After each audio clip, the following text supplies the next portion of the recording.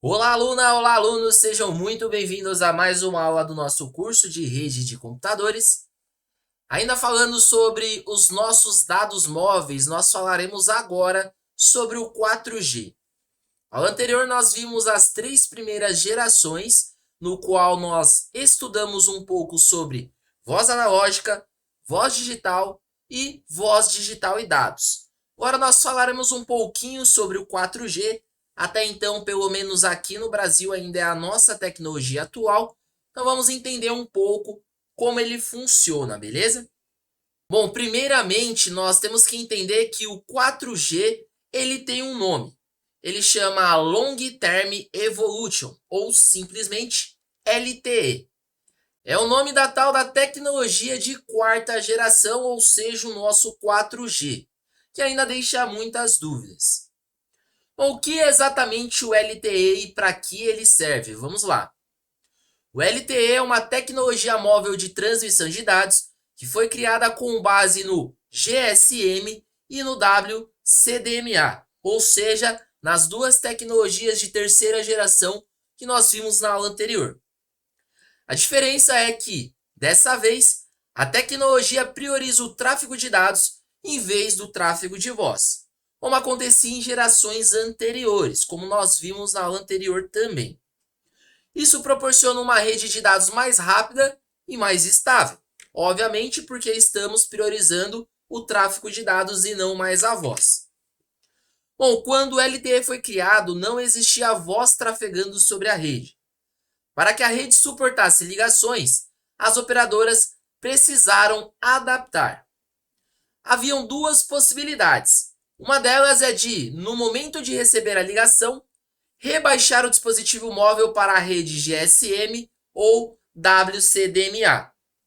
A outra possibilidade surgiu um pouco depois com a criação do VoLTE, na qual o telefone funcionava normalmente na rede de 4G. Algumas operadoras brasileiras já utilizavam o VoLTE em algumas cidades, como a TIM e a Vivo, por exemplo. É a tecnologia padrão da evolução das redes GSM WCDMA, como nós vimos, e adotada em quase todos os países do mundo inteiro. Então, nós entendemos aqui que no início do 4G não havia uma certa adaptação.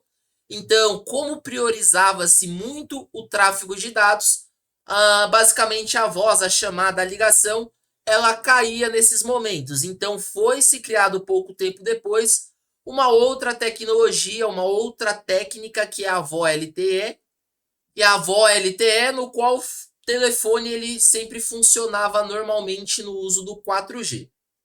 Bom, dando continuidade, ó, mesmo as operadoras com a tecnologia CDMA, como as americanas, a Verizon e a Sprint, adotaram o padrão LTE. E aqui tem uma ilustração para vocês entenderem como foi a evolução em relação aos dados, tá? A parte de tráfego de dados, desde o 3G que nós vimos anteriormente na aula passada, até o 4G, que é a tecnologia LTE que estamos vendo. Então, no início, o 3G com a tecnologia WCDMA, ele tinha 384 KB para download e 384 KB para upload. E aí tivemos uma adaptação, uma evolução para o 3.5, né? 3,5G, que aí usava-se o HSDPA, e aí aumentou um pouco o download para 7,2 megabytes por segundo e 384 KB para upload. Então, para upload se manteve, beleza? E aí, com o surgimento do nosso 4G, aumentou drasticamente de 7,2 para 100 megabytes e 50 megabytes para upload, beleza? Então, para upload, nós saímos de kbytes e fomos para megabytes, por exemplo. Bom, o principal diferencial do LTE é a rede de dados, como nós vimos nos textos anteriores. Em testes de laboratório, uma rede experimental LTE com 20 MHz de espectro alcançou aproximadamente 300 megabits de downstream e 75 megabits de upstream, ou seja, de download e de upload. Entretanto, a velocidade real de navegação beira aos 100 megabits de download e 50 megabits de upload em um bom cenário. No caso, foi como nós vimos na imagem ilustrativa anterior. O tempo de resposta do LTE é visivelmente mais baixo em relação ao que conhecemos das redes 3G. Então, se você tem um aparelho móvel aí, tecnologia 4G disponível, você pode experimentar fazer download ou enviar uma mensagem utilizando o 3G ativo, pois vocês trocam para o 4G e fazem o mesmo processo com o mesmo arquivo, com a mesma quantidade de mensagem e vê a diferença drástica que é quanto à velocidade. Vamos lá, ó. Em condições normais, a latência da rede chega ao máximo de 30 ms. Outra diferença é sobre a quantidade de usuários pendurados na rede. 5 MHz de espectro permitem até 200 acessos simultâneos, ou seja, 200 usuários de uma única vez. É praticamente o dobro das redes atuais. Bom, o LTE ele permite ainda manter a velocidade e latência quando utilizados em movimento, e uma velocidade de até 350 km por hora. Ou seja, se você está utilizando 4G e por um acaso você está viajando, você está dirigindo, você tem uma determinada velocidade a ser percorrida na pista. Então, se você está entre 0 km até 350 km, a velocidade de latência dele permanece estável, beleza? Dependendo da frequência e da operação da rede, esse valor sobe para 500 km por hora. Basicamente, você pode andar de avião aí e vai dar tudo certo. Agora falando um pouquinho sobre o 4G no mundo. Bom, a primeira rede LTE no mundo foi lançada em dezembro de 2009 na Suécia pela operadora TeliaSonera.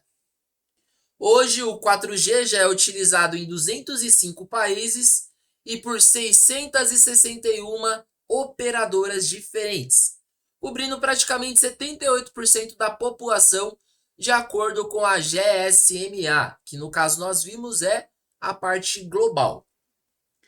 A adoção e penetração do 4G foi muito mais rápida do que a do 3G, uma vez que a demanda dos usuários por internet móvel cresceu exponencialmente devido ao rápido crescimento do mercado de smartphone.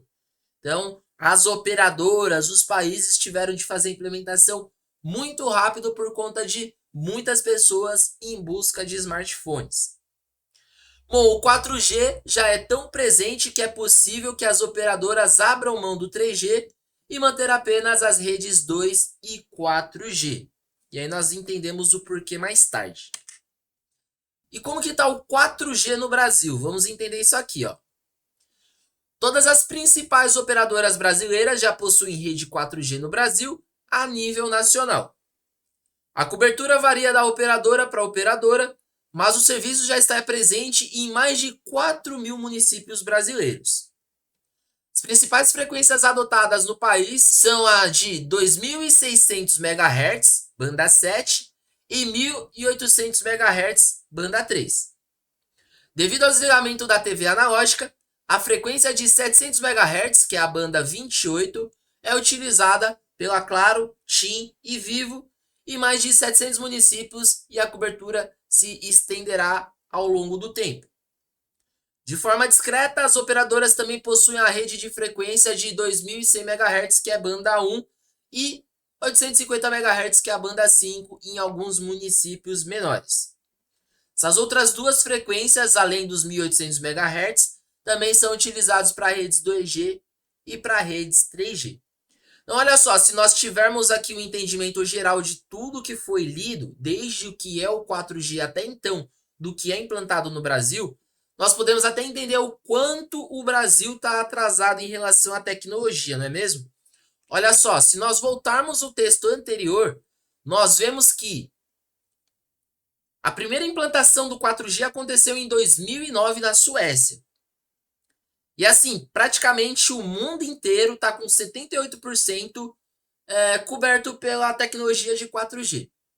Se nós formos olhar agora em 2023, especificamente para o Brasil, nós vemos que a cobertura do Brasil ela ainda não é 100% para o 4G. Quem dirá para o 5G que nós temos aí tão em alta as pessoas falando, beleza?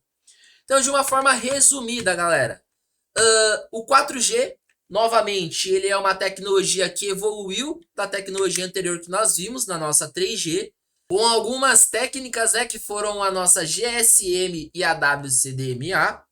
E aí nós vimos que a 4G com essas tecnologias, elas acabavam caindo a ligação, beleza?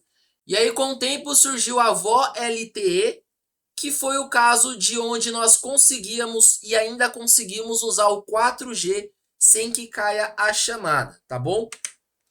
Bom, novamente passando pelo diferencial, tivemos a evolução de 384 KB, tanto para download quanto para upload, e subimos para 100 megabytes de download e 50 megabytes para upload. Tivemos aqui uma evolução bem drástica também. Galera, e essa foi mais uma aula do nosso curso de rede de computadores. Espero que vocês tenham entendido e principalmente que vocês tenham gostado do conteúdo. Próxima aula nós falaremos um pouquinho sobre o 5G. Espero você até lá, fica com Deus e até breve.